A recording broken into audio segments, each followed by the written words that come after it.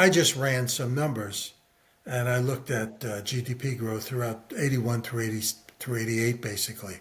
And there were a couple of quarters or months, I'm not sure, where GDP grew, probably quarters, where GDP grew at as high as 9%. So if you see growth in a couple of these quarters at 4 or 5%, this deficit looks a lot more manageable. And certainly Still it going to be bonds. 36 trillion, but as a percentage of GDP, it looks better. It's going to be 36 trillion going to 50, but as a and, percentage of GDP. and easier to fund.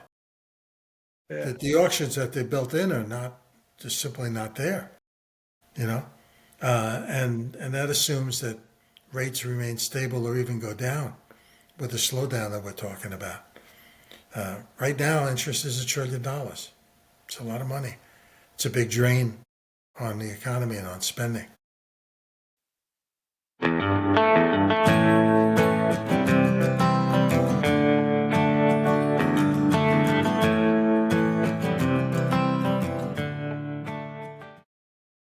Hey, everybody, welcome back to Markets and Madness. This is the place where we discuss the madness that occurs when economics, politics, and personalities all move in different directions. Tim and I today. How are you, Tim? A lot I'm going good, on again in Fred. How these are you markets. today? Didn't A hear you. lot. What'd you say? I said a lot going on in these markets. Still a lot of volatility, Yeah, a lot of just tension. waiting for the tariffs to unfold, I guess. I'm going to do a presentation Thursday, and it's going to center around what a Bretton Woods reboot would look like. And in order to do that, I have to discuss Bretton Woods and what happened. But in my preparation, I stumbled across a thought. Do you remember when the euro was created and all of these countries had Convergence to of the come bond within markets all around the guidelines to world. get into the EU? Yeah, And, Maastricht Accord, that whole thing, right? right. And they had one of the things was they had to reduce their deficits. And I Hmm. think Goldman Sachs helped. It might have been Greece or Spain to Hide the deficits, right? yeah. Right. And I got into this thought about hiding deficits. And uh, you know, the more you think about it, these kinds of restrictions, you can't really have a reboot without the central bank agreeing to their policy. If you stop 10 people and say, when did the deficits begin? They'll all point to Reagan in 1980. But the deficits were there. They were just hidden in the money supply before that. It wasn't until Volcker said, I'm not going to accommodate your spending, and that you're going to have to go out and borrow. It really started in the Vietnam War, right? The Well, the deficit. spending did. Yeah. The spending in the Great Society. But the Fed accommodating that spending let the money supply grow to the point where we spent all that money, fiscal stimulus, and the Fed accommodated with monetary stimulus, and the balance sheet grew and the money supply grew. And I think that's the point. It wasn't until Volcker said, I'm going to stop that the spending became deficits and all the debt was incurred. So that was 1980 basically. So we're Yeah. we're 45 Probably years. 82. Probably 82 with Volcker, I'm thinking. Because that's when, my first mortgage was September of 81, 18%. So maybe it was 81. He started to jack up Well, rates. actually, Volcker was a Carter appointee, so he was under Carter, but he rode along because he pretty much had no choice to Right. accommodate. And when Reagan said to him, "What can we do to get inflation under control?" he said, "Well, nobody's going to like it." And Reagan said, "Well, you do it. I'll take the heat." And nobody Yeah. believed he said, I remember when he said it. He said, I'm not going to pay attention to the actual price, the rate of Fed funds. I'm going to pay attention to the money supply, and I'm going to let money supply grow at a level that's consistent with reducing inflation. I'm going to shrink the growth in the money aggregates. And we all scratched our heads. I mean, I remember that. And we said, what the hell is he talking about? You know, and paid no attention to M1 or M2 or M3 or any of those. And all of a sudden, throughout the 80s, they became the real numbers. Every Right. Thursday, you watched M1 Money release. supply. Yep. But when he did that, it was, I remember later in 85, I was at the bank at that point. I went to the bank in February 85. And I can remember him going, appearing for Humphrey Hawkins and saying to Congress, I'm going to stay restrictive. You're gonna print, you're gonna spend this money. Well, you're gonna have to go borrow it. I'm not going to print it for you. I mean, he really said so many words. He said it in a way I'm going to, in Fed speak, he said Right. I'm going to control the aggregates, and I'm not going to pay attention to Fed funds. The rate can go where it has to go. I'm just going to control the money. Market will And determine that. Yeah. that was when the deficits began because they got visible. All of a sudden, Congress couldn't rely on the Fed to print the money it was spending.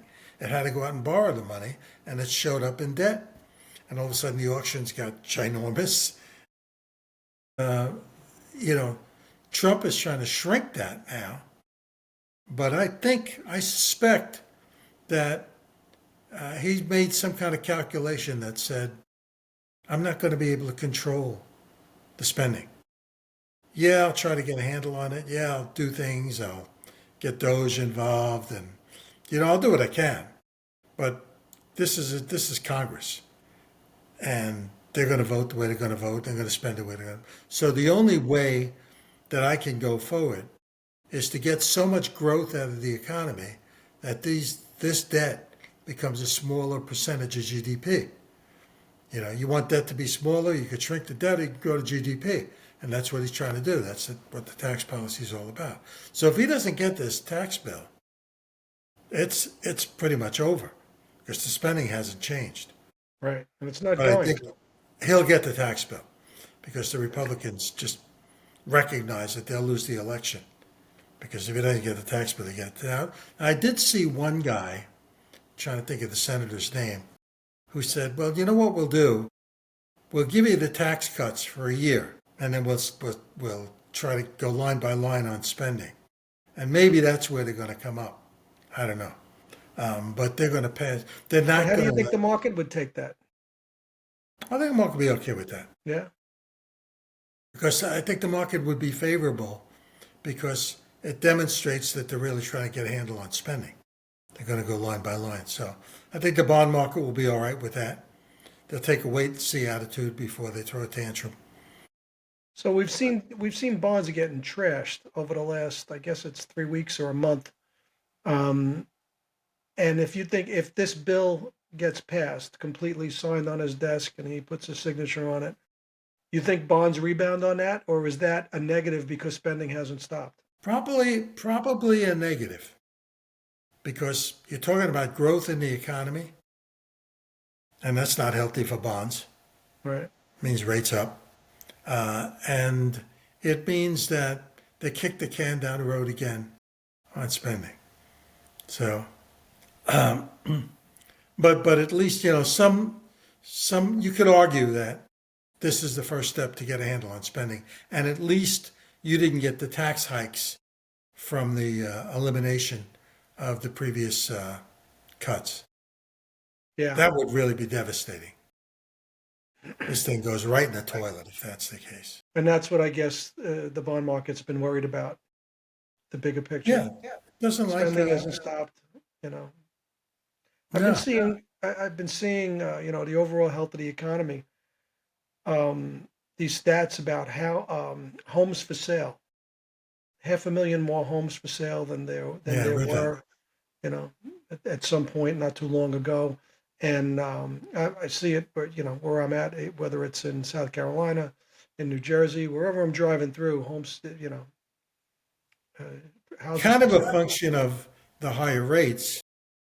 That hasn't helped. Yeah, but the people who have those older homes, talking to a realtor down south, he's saying nobody wants to give up that 2.5% mortgage, right? So they'd rather sit with the house than give up.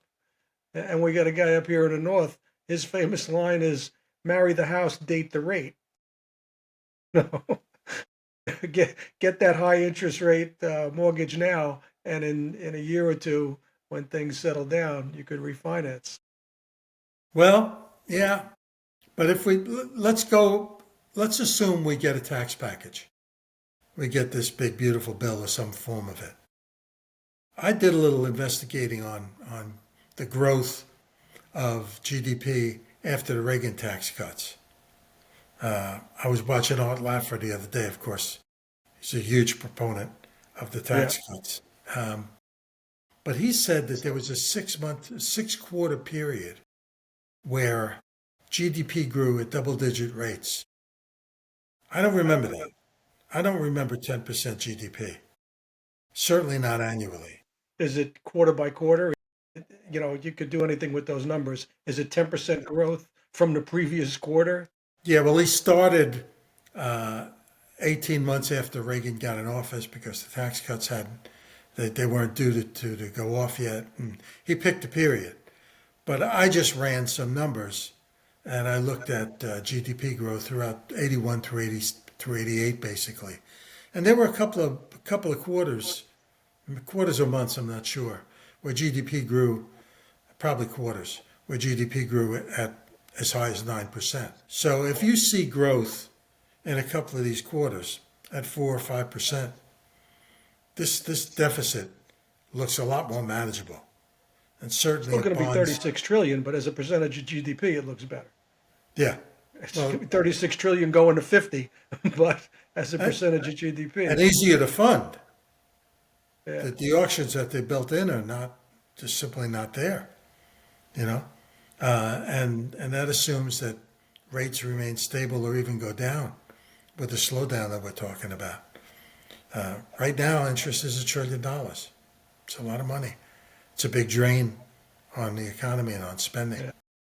So you get, I mean, try to put myself inside of Trump's head, and if I could get that hair out of my eyes, and not think of Melania for 15 minutes.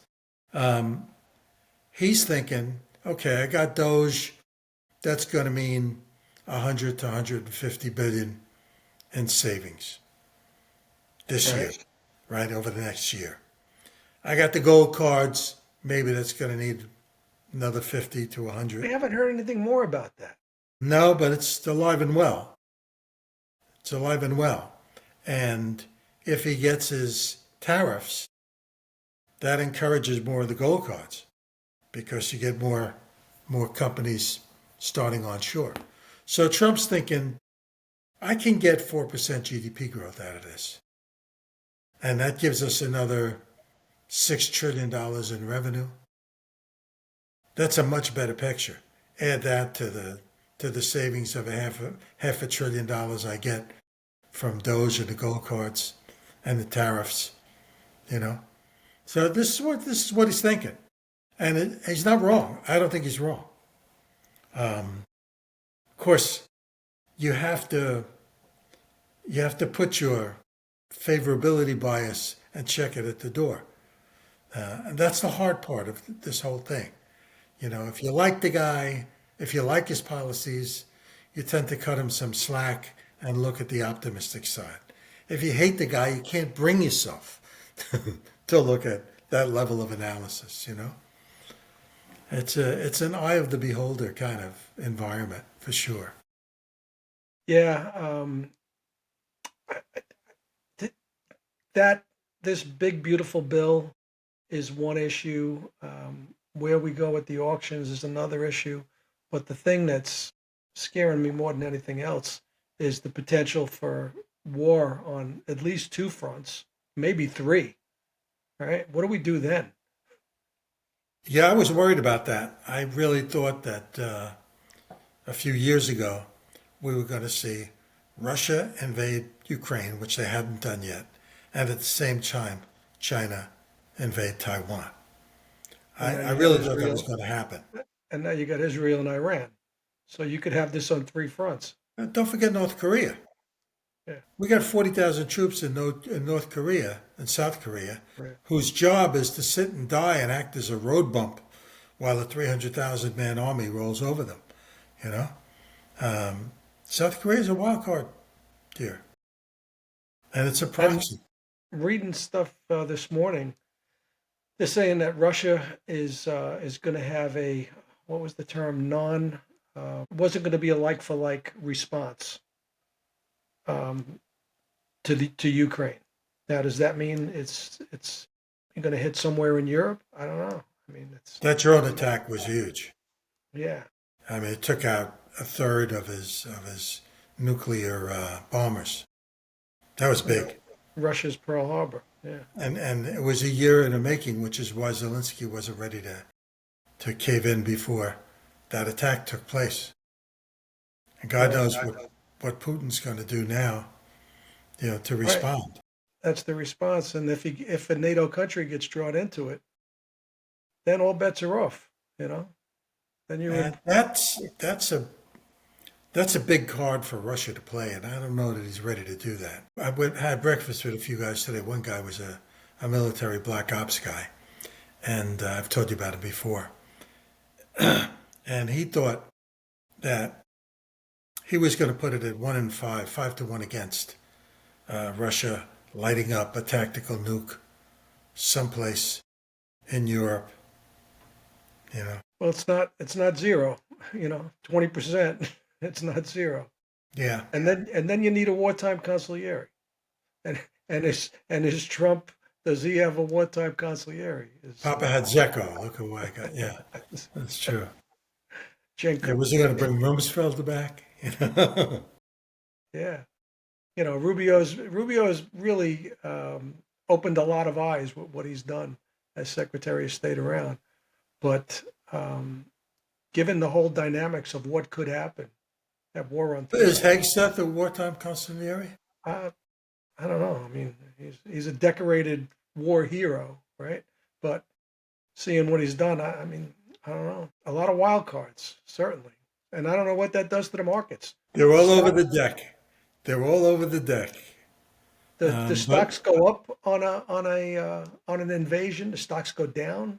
Do you want to I hold think we're past dollars? the point where we could talk about stocks, and we have to talk about sectors. Defense Yeah, stocks, your picture got very blurry. I don't know why. it seemed good on my Um, side. Yeah, Defense stocks, I don't see any reason to sell defense stocks. If they do sell off, there's a bit underneath them. along the metals. Technology, you got to keep with technology. That's really the new wartime, right? Drones, I mean, Ukraine just showed us what drones mean. Yeah, We got real problems here.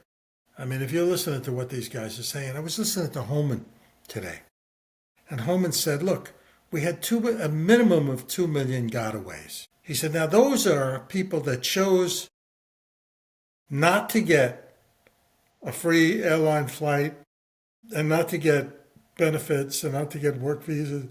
They actually paid to be gotaways. And what's right, their motive? You know?" And right. he said he's deathly afraid of gotaways. He paints I a very remember I dire picture. remember That guy. a year ago we were looking at the Darien Gap. Remember that? Hmm. Yep. And one of the documentaries I saw had two avenues. One was Chinese, and the guy, uh, there was a guy who was one of the, I guess, officers or managers, who said he didn't speak Chinese but responded casually to a question in Chinese. And there was an area for Chinese only. So the Chinese were basically running that portion of the Darien Gap to bring their own in. And they got through the border, God knows what the hell. So then you get this cutoff switch thing and the Chinese solar arrays.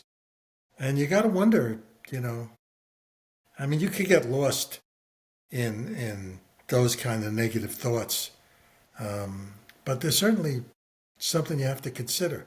Then you got a guy who's planned this guy in Denver, in Boulder, who planned this attack for a year and set people on fire with a spray bottle. You know, Yeah. I mean, what the hell? What came over the border? You know, We have no idea what came over the border. That's the scary part. my theory is You put 100 people in a room, you got two assholes. And you got at least two people who are borderline not really all there. So just apply the math to that and take 15 million as your statistical base. And what came in? 1% of 15 million, yeah, 150,000 people that That's could an be army. floating around. That's a city. Yeah, yeah, I don't yeah. know. You know, I get sick when I think about that. you listen to Holman, and he paints a very dire picture. That's without a doubt. And you don't want to live in fear, but you have to be prepared. Yeah, you don't know how much of these guys are talking their own book. You know how much he's making himself valuable. It's a really complicated time, and we've always had cross currents, but we have cross tidal waves. Yeah, yeah. It's very true. It's you don't know what you know. You used to be able to latch on something, and you're sitting in a trading room, and you know the focus this week is X. Now you got A through Y as the focus this week. Yeah, You know? Is yeah, it politics? Is it economics? Is it and you could do the other thing. What are these markets telling me? You know, I like to do that. Look at the market. What is gold telling you? Gold is at levels very few people. I mean, only the crazies talked about these levels. Um, and gold is there and trading there every day comfortably and going up $60 at one particular time. And what's driving gold? You know, I think it's is it? overall fear. Originally, a year ago, I would have told you it's central bank buying. Now I think it's overall fear. You know, it's not going down. It's not. We talked about it a couple of weeks ago. Gold was going to go back to, what was it, 2,500? You were thinking. You heard some chart points down there, but no, I didn't sell anything out. I bought some very low delta um, protection that expired, and still in the position. Still stick I with stayed it. with the miners. Yeah. I think the miners give you benefit for gold, copper, palladium. You know, who We're knows? talking about palladium and platinum as Yeah, big moves too coming up. yeah. So the miners are a safe play, I think. So I stayed with them, even Yeah. though even though I wish I Oil, had gold. oil, same. If there is a strike somewhere in Iran, it's Now perhaps not that going to kill the rally. that's had a huge impact on inflation. Energy prices have really moved along nicely and reduced the inflationary pressures. In the face of it, the curve still steepened as if inflationary expectations were higher, right? You got a much Yeah. steeper curve. 2 years ago, you had a negative curve. Now you got a positive upsweeping curve. And gold is telling you the fear of inflation, and energy prices have negated that completely. So I still feel positive. Positive meaning no spike in energy. Um, So any spike, sell. Sell any you got rally. what's that? Sell any rally in energy prices. Well, yeah, I wouldn't. I see no reason to get short, but maybe covered calls. Probably okay with that. Right. Of course, you get the Middle East, which could change that in an hour. But somebody said to me, if Israel takes over and hits Iran, what happens to oil? And I said, yeah, what happens to oil if Trump takes the oil wells? Because he's not above doing that. you know? Yeah. Yeah. So many wild cards. He's given everybody a bill for for what we used to do, what we used to provide as a backstop. Yeah, I worked for a company one time where if you wanted a system designed or built, you met with the systems people, and then your cost center got hit for the cost of the meeting and the people. And that's where Trump is coming from. You know, I Yeah. got to go to war. Okay, fine. You're going to pay for it in tariffs. That's what he's saying to South Korea. We protect you. I got troops there. There's a cost attached to that. How do you want to pay it? You want to pay it in tariffs? You want to pay it in raw material? Yeah. I'm going to put stuff in the Ukraine. I'm going to supply you with some weapons. There's a cost attached to that. It's rare metals, it's rare earth, whatever. And this is how he's thinking. Right. Yeah. The free ride's over. Yeah, it's about time. It's lasted Did for it 80 since World years. War II.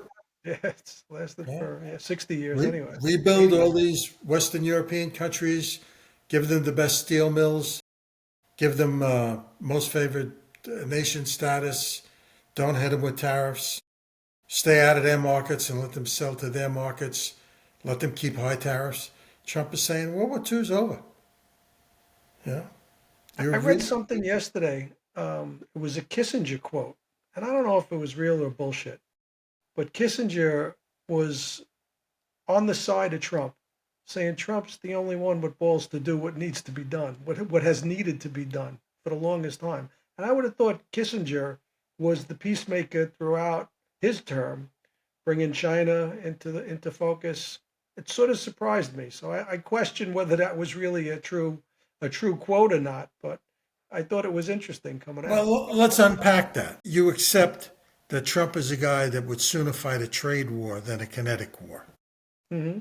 Trump uses trade in the place of bombs. These secondary sanctions are every bit as powerful as launching an attack. Yeah. And countries will feel that. They feel it. Look what he's doing to Venezuela. So in a sense, it's similar to what Reagan did with the Soviets. We're going to build up our defense spending. We're gonna push you to the brink if you want to compete. And Trump's doing it. We're going to put tariffs on, and it may hurt us, and we're gonna suffer from it, but it's going to hurt you longer. Well, We can let's last a lot inside longer. that thought. I can give you two thoughts there. One, I think he's recognized that there's a couple of industries we have to have. We have to have a steel industry. And if we pay more for steel, okay, it's like an insurance policy. We're going to pay more for steel internally, but we got a steel industry. We need one. Pharmaceuticals. We need a pharmaceutical industry. COVID has shown us that we can't leave all our aspirins in China and their antibiotics, right? So we got to pay more. Okay, fine. That's what we got to do. It's an insurance policy. So I think that's one piece of his thinking. And another piece of that, I would say, is I just had it. It was, well, it's escaped me now. Yeah, But so I equated him to to refresh your memory. I equated him to Reagan building up defense to weaken the Soviets by trying to keep up with us. And you said unpack that. oh, I sat next to David Stockman on a dais one time at a meeting. And Stockman said to me, we entered into a contest with the Soviet Union. Who could bankrupt themselves first? And we lost, but only just. And you're right. That's what he did to the Soviets. And Right. they couldn't outspend him. And that's what he's doing with the Strategic Defense Initiative. The new Star Wars is Dome. Golden Dome or whatever it Yeah, is now. that's what he's going to do. I mean, look at the landmass. If Russia decided to do that, I mean, they could put a dome over Moscow or Leningrad, but their landmass is the biggest country on earth. They're bigger than China. How do you put a dome over that? Yeah, you could do it Well, from space, I suppose, but yeah. I'm just thinking that, as I say, equate him to Reagan, that Reagan won that war without firing a shot. And Trump's trying to fight another war instead of building defense trade. It's going to hurt us. We're going to suffer. yeah, We're but going to he's suffer. building the internal economy. Yeah. See, we have the consumer. Nobody else has got the consumer we have. We have genetically engineered Imelda Marcos into our consumer. And nobody in the world, no country in the world wants to exist without access to the American consumer. But what That's what he's happens when doing. the American consumer has fatigue and can't take the pain anymore? What credit card debt runs out to the I don't point? see it ever happening. I think it's in the genes. And if we get the kind of growth from these tax cuts that we get jobs are going to be plentiful. I was Yeah. listening to a report the other day. It's like a line of 15,000 people for what we used to call blue collar trade jobs. And you know my theory on that. I don't think we have a blue collar anymore. I think everybody's some kind of computer technician. You know, you used to operate a lathe by getting your hands dirty. You don't do that anymore. You tell the computer to get its hands dirty. And Elon's building robots, so the robots get their hands dirty. Right. That's true. That's true. That's true. It's a brave new world. It Yeah. is. And And we're right and in the middle of and, it. and the markets are telling you that this last 2, 3, 5 years by buying the technology sector and leaving everything else in the dust. It's all technology now. That's the new economy. We used to Yeah. have Dow Jones Industrial Average. The Dow Jones Industrial Average is Dow Jones Technological Average now. It started in the NASDAQ and it bled into, I used to say GE, which before they took it off the Dow, I called GE your favorite mutual fund because it was so diversified. But it was too industrial to last. It had to get more Yeah. technological. It had Universal NBC. It had medical equipment. It had engines, right? GE, it had all of it. Yeah. And we'll rise again as the technology bleeds itself. But we become a technological society. Alvin Toffler was right with the third wave. We went from agricultural in the 1800s to industrial in the 1900s to technological in the 2000s. And we have a technological society now. I mean, look at what you got in your pocket. Your phone is a bigger computer than what we needed to land on the moon. If those guys had access to an iPhone, even an i10, much less an i14, 16, yeah. Yeah, yeah. this is technology. You see the productivity. People are every bit as productive from the beach with their computer as they are in an office. I certainly Productivity have, is improved. now look what we're doing here. Two laptops, a camera, and you have your own studio and you go, right? Yeah. If we put helmets on, we could be there virtually. Yeah, yeah. It Yeah, and the certainly is. markets told us that. The markets adjusted to that. The whole technology sector is probably bigger than most of the industrial sector years ago. That's where we're going. That's where we Just are. a finishing thought. What do you think of the dollar? I don't like the way it's trading. It can't hold a bid. And even though Normally, rates rallied, the bond market rallied, the dollar did. and you buy the dollar in war, that was used to be for the last 20 years, I guess. That was a focus. Now, not so much. Depends on how involved we are, but yeah, if Europe blows up, you're going to want to own dollar. There'll be a flight to quality. Treasuries will drop down, the 10-year will drop down to 3.5%, depending on how much shooting there is. But if NATO's crazy or Putin does anything that draws NATO into it in a big way, yeah, you're going to want to own the And commodities, aside from energy. demand, the growth. I see growth. I see GDP at 5%. First of all, I see a tax bill because the Republicans can't afford not to vote for it. So you're going to get some form of tax cuts.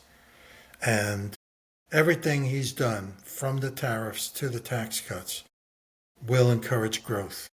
I know if you hate Trump, you can't see that, but you have to wonder whether or not that's a fair analysis. It's not my love for Trump that's telling me that. It's what I saw happen under Reagan, and the similarities are overwhelming. All right. Well, I think this was a pretty good podcast. If